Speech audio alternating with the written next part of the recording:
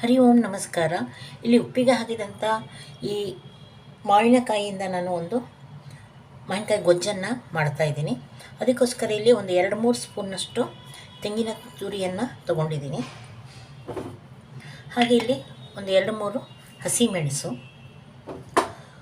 ಉಪ್ಪನ್ನು ಕಡಿಮೆ ಹಾಕ್ಕೋಬೇಕು, ಯಾಕಂದರೆ ಈಗ ಆಲ್ರೆಡಿ ಮಾವಿನಕಾಯಿನಲ್ಲಿ ಉಪ್ಪು ಹೀರ್ಕೊಂಡಿರುತ್ತೆ ಅದು, ಹಾಗಾಗಿ ಸ್ವಲ್ಪ ಉಪ್ಪನ್ನು ಹಾಕ್ಕೋತಾ ಇದ್ದೀನಿ. ಈ ಮಾವಿನಕಾಯಿನ ಹೆಚ್ಚಿ ಇದಕ್ಕೆ ಸೇರಿಸ್ಕೊಳ್ಳೋಣ. ಇಲ್ಲಿ ಒಂದು ಉಪ್ಪಿಗೆ ಹಾಕಿದ ಮಾವಿನಕಾಯಿನನ್ನು ತೊಗೊಂಡಿದ್ದೀನಿ ನಾನು. ಇದರಲ್ಲಿ ಆಗಲೇ ಉಪ್ಪಿನ ಅಂಶ ಇರುತ್ತೆ, ಅರ್ಧಂಬರ್ಧ ಬೆಂದಿರುತ್ತೆ ಈ ಮಾವಿನಕಾಯಿ. ಇದರಿಂದ ನಾನು ಒಂದು ಗೊಜ್ಜನ್ನು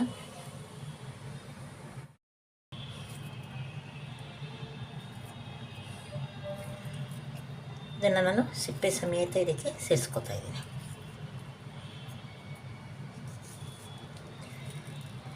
ನಾವು ಹಸಿ ಮಾವಿನಕಾಯಿನಲ್ಲಿ ಮಾಡ್ತೀವಿ, ಆದರೆ ಇದು ವರ್ಷವಿಡೀ ಬೇಕಾಗತ್ತೆ. ಮಾವಿನಕಾಯಿ ಸೀಸನ್ ಅಲ್ಲದೆ ಇದ್ದಾಗ ಯಾರಾದರೂ ನೆಂಟರು ಬಂದಾಗ ಪಟಕ್ಕನೆ ಬೇಕಾಗತ್ತೆ ಅಂತ ಈ ಥರ ಇಟ್ಕೊಂಡಿರ್ತಾರೆ.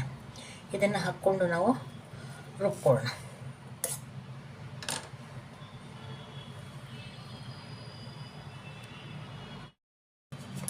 ಈಗ ಮಾವಿನಕಾಯಿನ ರುಬ್ಬಿಯಾಗಿದೆ.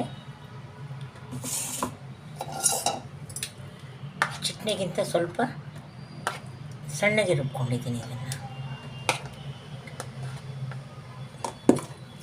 ಇದನ್ನು ಹೀಗೇ ನಾವು ಬಳಸಿದ್ರೆ ಇದು ಕುಚ್ಚಿದ ಮಾವಿನಕಾಯಿದು ಒಂದು ಚಟ್ನಿ ಆಗುತ್ತೆ.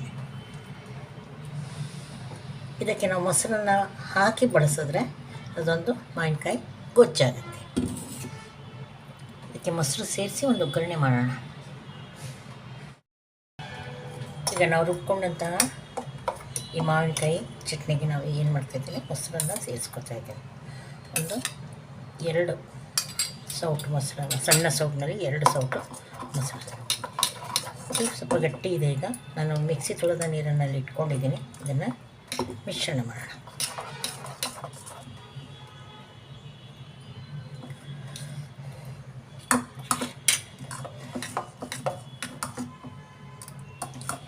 ಇನ್ನೊಂದು ಸ್ವಲ್ಪ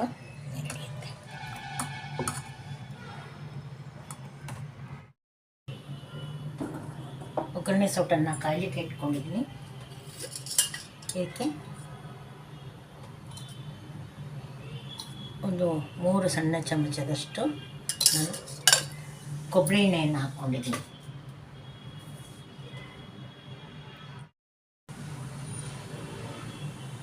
ಎಣ್ಣೆ ಕಾದಿದೆ. ಈಗ ಒಂದು ಸ್ವಲ್ಪ ಸಾಸಿವೆ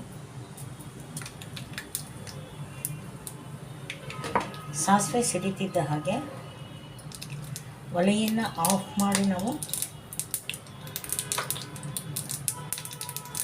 ಒಣಮೆಣಸು, ಕರಿಬೇವಿನ ಸೊಪ್ಪು, ಇಂಗನ್ನು ಹಾಕೋಣ. ಒಂಚೂರು ಇಂಗು. ಈ ಘಮ ಘಮ ಅನ್ನುವಂಥ ಒಂದು ಒಗ್ಗರಣೆಯನ್ನು ಈಗ ಮಾವಿನಕಾಯಿ ಗೊಜ್ಜಿಗೆ ಕೊಡ್ತೇವೆ. ಬಿಸಿ ಅನ್ನಕ್ಕೆ ಹಾಕೊಂಡು ತಿಂತಾ ಇದ್ದರೆ ಸೂಪರ್ ಆಗಿರುತ್ತೆ. ಒಮ್ಮೆ ಪ್ರಯತ್ನ ಮಾಡಿ.